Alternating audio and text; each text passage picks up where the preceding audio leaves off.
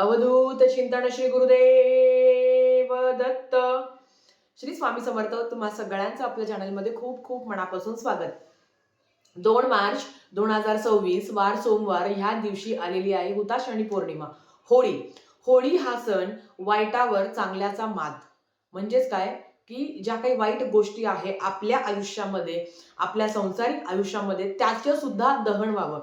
ज्या पद्धतीने वाईट गोष्टींचं दहन झालं आहे त्या पद्धतीने आपल्या पण आयुष्यातील ज्या काही वाईट गोष्टी आहेत त्याचं दहन व्हावं, म्हणून होळीला विविध उपाय केले जातात.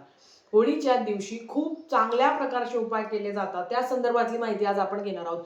अर्थात आपल्या मनात विश्वास असते, श्रद्धा असेल तरच तुम्ही हे उपाय करू शकता. आणि अर्थात हे केंद्रातलेच उपाय आहे. गुरुमाऊलींच्या सानिध्यात आपण हे जे काही उपाय आहेत ते करत असतो आणि नक्कीच त्याचा चांगला अनुभव बघायला मिळतो. आता होळी तुम्ही सामूहिक होळी पेटवणार असेल तिकडे करू शकता, किंवा तुमच्या घरासमोर होळी पेटवली असेल तर तुम्ही तिकडे करू शकता. सगळ्यात आधी हे उपाय करत असताना कोणाशी बोलायचं नाही, कोणाशी गप्पा मारायच्या नाही. तुम्ही जेव्हा हे उपाय करत असता, जेव्हा तुम्ही काहीतरी उपाय आहे तुमच्या आयुष्यासाठी तो तुम्ही करत असाल, तो उपाय केल्यावर उपाय करून घरी येईपर्यंत कोणाशी बोलायचं नाही. जवळचं लांबचं कोणीही भेटू, आपल्याला उपाय करत असताना एक तर गप्प बसायचं, गपचूप बसायचं आणि कोणालाही कळू द्यायचं नाही. हे उपाय करत असताना 4 चौघामध्ये हे उपाय म्हणजे टाकायचं नाही. म्हणजे होळीच्या अग्नीमध्ये जे काही आपण दहन करणार आहोत तर ते 4 लोकांमध्ये टाकायचं नाही आहे. गुपचूप जे काही उपाय करायचे ते गुपचूप करायचे. आणि उपाय करत असताना घरातून निघेपर्यंत, तिकडनं आल्यावर पण हातपाय धुवायचे आणि मग तुम्हाला ज्या गप्पा मारायच्या त्या मारायच्या. एवढं कार्य होईपर्यंत बोलायचं नाही, मागे सुद्धा बघायचं नाही. आता समजा मी एखादं कार्य करून आली, एखादी गोष्ट मी होळीच्या अग्नीमध्ये दहन करून आली, तिकडनं येत असताना मागे बघायचं नाही. असा एक नियम आहे जो पाळायचा आहे. आणि हे नियम पाळणार असेल तरच उपाय करा, नाही तर करू नका.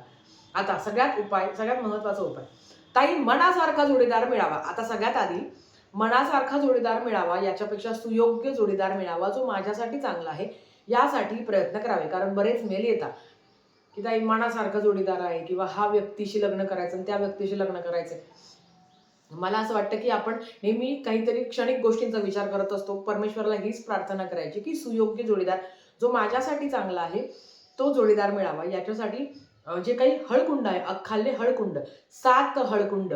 आता समजा मला लग्न करायचं आहे तर मग मी कसं करेल, 7 हळकुंड ही स्वतःवरनं उतरवेल. असंच उतरवायचं, ज्याला आपण उतारा करणं म्हणतो, असं उतरवायचं स्वतःवरनं 7 वेळा. हे करत असताना मनात हेच बोलायचं की माझ्या मनासारखा जोडीदार, सुयोग्य जोडीदार मिळालेला आहे. स्वतःने स्वतःवर उतरवायचं आणि जाऊन होळीच्या अग्नीमध्ये ते दहन करायचं. जे काही हळकुंड सांगितले आहे ते होळीच्या अग्नीमध्ये जाऊन तुम्हाला दहन करायचं आहे. आईने मुलासाठी करू का, मुलाने आईसाठी करू का? नाही. मुलाने आपल्यावर आपण आपलाच उतारा करायचा, किंवा मुलीला करायचा असेल तर तो आपणच आपला करायचा. कोणीही कोणावर करायचं नाही. स्वतःवरनच उतरून ते तुम्हाला होळीच्या अग्नीमध्ये दहन करायचं आणि प्रार्थना करायची की मला सुयोग्य जोडीदार, मनासारखा जोडीदार, व्यवस्थित जोडीदार मिळू दे. हा आला पहिला उपाय. आता इतके मेडिकल प्रॉब्लेम झालेले आहेत, कोणाला ना कोणाला थायरॉइड, बीपी, शुगर, इन्सुलिन ह्या गोष्टी आलेल्या आहेत. मानसिक त्रास इतका असतो, मग ते कुठल्या पण प्रकारच्या गोळ्या. आता बीपीची तर गोळी अशी असते की एकदा लागली की ती कंटिन्यू लागते. थायरॉइडची पण गोळी अशी असते की एकदा लागली की ती कंटिन्यू होते. एवढंच आहे की फक्त आपण, तर तुमच्याही घरात जर कोणाला गोळी असेल, कोणी आजारी असेल, मग ते इन्सुलिन आहे किंवा कुठल्याही प्रकारची गोळी आहे, किंवा एखाद्या व्यक्तीला, एखाद्या मुलाला, मुलीला आपण नेहमी जो ड्रॉप देतो बघा, थोडंसं औषध असतं रोज, जे रोज आपल्याला घ्यावंच लागतं. तर याच्यातून सुटका मिळावी किंबहुना हे बंद व्हावं, याच्यासाठी एक उपाय आहे. आता ज्यांची इच्छा आहे त्याने हा उपाय आवर्जून करावा.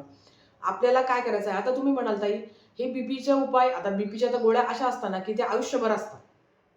मग आता यांचं प्रमाण कमी व्हावं.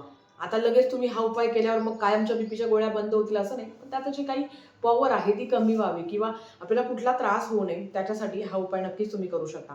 तुम्हाला काय करायचं आहे, आपल्याला 5 गोमती चक्र आणि 5 पिवळ्या कवड्या घ्यायच्या आहे. 5 गोमती चक्र आणि 5 पिवळ्या कवड्या तुम्हाला घ्यायच्या आहे. आणि ह्या कवड्या तुम्हाला घेऊन एका काळ्या रंगाच्या कपड्यामध्ये 5 गोमती चक्र, 5 पिवळ्या कवड्या, आणि जी गोळी आहे, कोणाला थायरॉइडची आहे, कोणाला बीपीची आहे, कोणाला काय असेल ते, किंवा लिक्विड जरी असलं तर त्या काळ्या कपड्याला एखादा ड्रॉप ते लिक्विड टाकायचं, किंवा जे औषध असेल ते टाकायचं, किंवा जर औषध नसेल तर गोळी घ्यायची ते त्याच्यात टाकायची, म्हणजे 5 गोमती चक्र, 5 पिवळ्या कवड्या, 1 ती गोळी काळ्या कपड्यात बांधायची आणि त्या होळीच्या अग्नीमध्ये दहन करायची. असं म्हणतात की हे केल्यावर आपला जो काही आजारपण आहे त्याची तीव्रता कमी होते, किंबहुना हळूहळू तो कमी होतो. म्हणून होळीच्या, आणि खरं सांगू का, हे उपाय वर्षातून एकदाच केले जातात. म्हणून होळीच्या दिवसात उपाय खूप जास्त प्रमाणात केले जातात. कारण जे काही माझ्यातल्या आयुष्यातली अडचणी ना, मला ते दहन करायचे आहे. जे काही माझे प्रॉब्लेम आहे ना, ते मला दहन करायचे आहे. परिणाम चांगलाच होणार आहे. आणि अर्थात आपण जे उपाय करत असतो तेव्हा तेवढी सकारात्मकता सुद्धा महत्वाची असते. तर हा झाला दुसरा उपाय. तिसरा, की आपलं आरोग्य चांगलं राहावं. आरोग्य खरी संपत्ती आहे. किती फ्लॅट आहे, किती बँक बॅलन्स आहे, याच्यापेक्षा तुमचं शरीर सुदृढ असावं आणि ती खूप मोठी प्रॉपर्टी आहे. आता आपलं आरोग्य चांगलं असावं, कुठल्याही अडचणी येऊ नये, त्याच्यासाठी एक उपाय आहे. तो काय तुम्हाला सांगते. तर बघा, आपल्याला कडुलिंबाची पानं तुम्ही 1 घ्या, 7 घ्या, 5 घ्या, जेवढे असेल तेवढे तुम्हाला 1, 2, 3 कडुलिंबाची पानं घ्यायची आहे. 7 लवंगा घ्यायच्या आहे आणि 1 कापूर, भीमसेनी कापूर असला तरी चालेल. 7 तुम्हाला लवंग घ्यायचे आहे. त्याच्याबरोबर कडुलिंबाची पानं 1-2 घ्यायची आहे आणि 1 कापराची वडी घ्यायची आहे. हे सगळं काय करायचं, हे स्वतःवर उतरवायचं. म्हणजे आता समजा हेल्थ इश्यू असतात, आणि खरं तर सगळ्यांनाच असतं, काही ना काही प्रॉब्लेम असतो. डोकंच दुखतं, मायग्रेनचं आहे, थायरॉइडचं आहे, पीसीओडीचं आहे, हेच आहे, तेच आहे. आणि बघा, जो तुम्हाला आधीचा उपाय सांगितला, त्या आधीच्या उपायामध्ये लग्नानंतर बऱ्याच अडचणी निर्माण होतात, किंवा पीसीओडी आहे, थायरॉइड आहे, किंवा प्रेग्नन्सी राहण्यासाठी मदत व्हावी. जो काही गोळ्या चालू आहे ना, त्या तुम्ही 1-1 टाकायच्या बरं का. आता कोणाला जर 2 गोळ्या चालू असेल तर त्याने 2 गोळ्या 1-1 टाकायच्या त्याच्यामध्ये.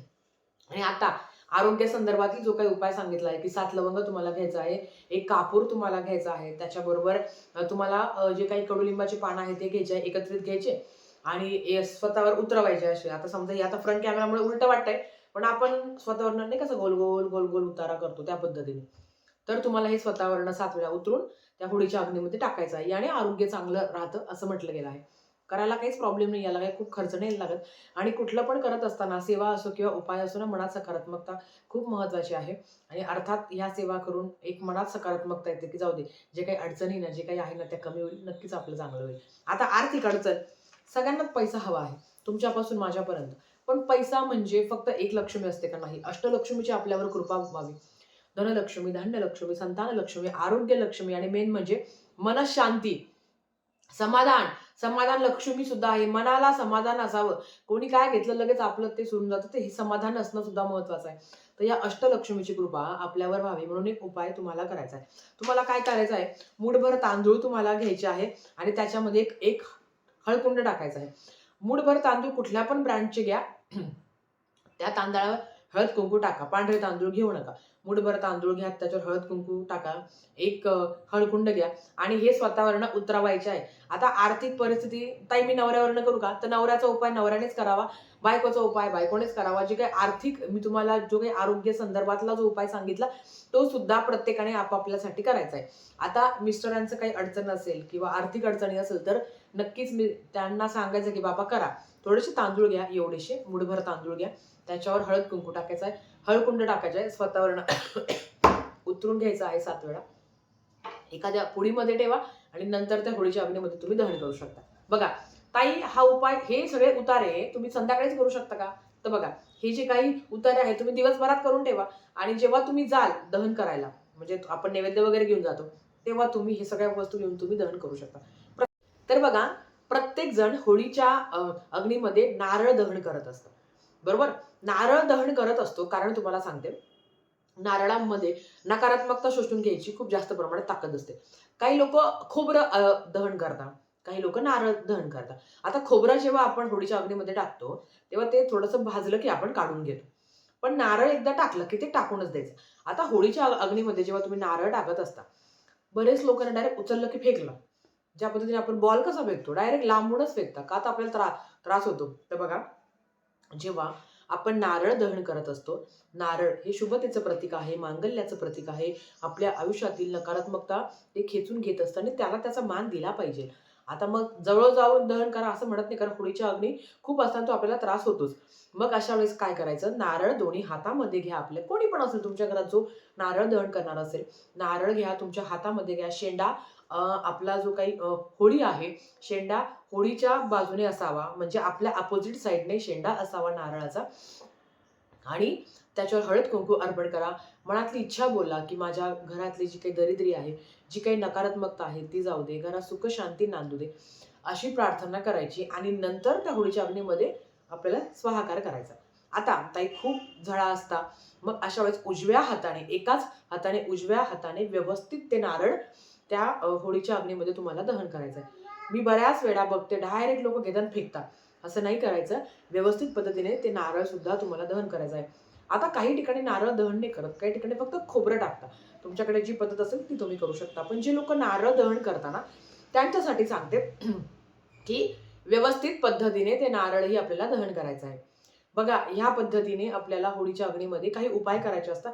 ते हेच उपाय आहेत. तुमच्या जर आयुष्यात काही खरंच अडचणी असेल, काही संकट असेल, दुःख असेल, तर नक्कीच त्या होळीच्या अग्नीमध्ये दहन करा. केंद्रातला अजून एक उपाय पण तो तुम्हाला सांगावा असा वाटतो, की आपल्या घरात ना बघा, झुरळ आहे, ढेकणं आहे किंवा पाली आहे, आणि अशा हे काही प्राणी आहे ना, असं म्हणतात की होळीच्या अग्नीमध्ये त्यांचं सुद्धा दहन करायचं असतं. मग ते काही प्राणीने दहन करायचे. जे गव्हाचं पीठ, आपण पीठ भिजवण्यासाठी जे गव्हाचं पीठ बनवतो, कणकीचा गोळा असतो, त्याचं काय करायचं, मग त्याच्या त्याच गव्हाच्या पिठाच्या आपल्याला पाली बनवायच्या असतात. ते पाल कशी बनवायची ते तुम्ही ठरवा. किंबहुना ढेकणं बनवायचं, ते ढेकणाच्या आकाराचं बनवायचं असतं, झुरळाच्या आकाराचं बनवायचं असतं, किंवा पाल असेल, झुरळ असेल, ढेकणं असेल, अजून कुठला तरी असेल तुमचा एखादा प्राणी जो नेहमी तुमच्या घरात येतो आणि खूप त्रास होतो तुम्हाला, तर त्याचं ते बनवायचं गव्हाच्या पिठाचं आणि ते होळीच्या अग्नीमध्ये दहन करायचं. कारण असं म्हणता, हे केल्यावर सुद्धा घरातले जे असं म्हणता हे केल्यावर सुद्धा तुमच्या घरातले जे काही म्हणजे जे काही तुम्हाला त्रास देणारे प्राणी आहे, तर ते सुद्धा कमी होण्यास मदत होते. नक्कीच तुमच्या घरातही असं काही असेल तर तुम्ही करण्याचा प्रयत्न करा. तर आजच्यासाठी फक्त इतकं. झालेली सेवा महाराजांच्या चरणी मी रुजू करते आणि आजचा व्हिडिओ इथेच थांबवते. आवडला असेल तर लाईक, शेअर, सबस्क्राईब करा. भेटूया परत अशाच एका नवीन व्हिडिओसोबत. तोपर्यंत श्री स्वामी समर्थ.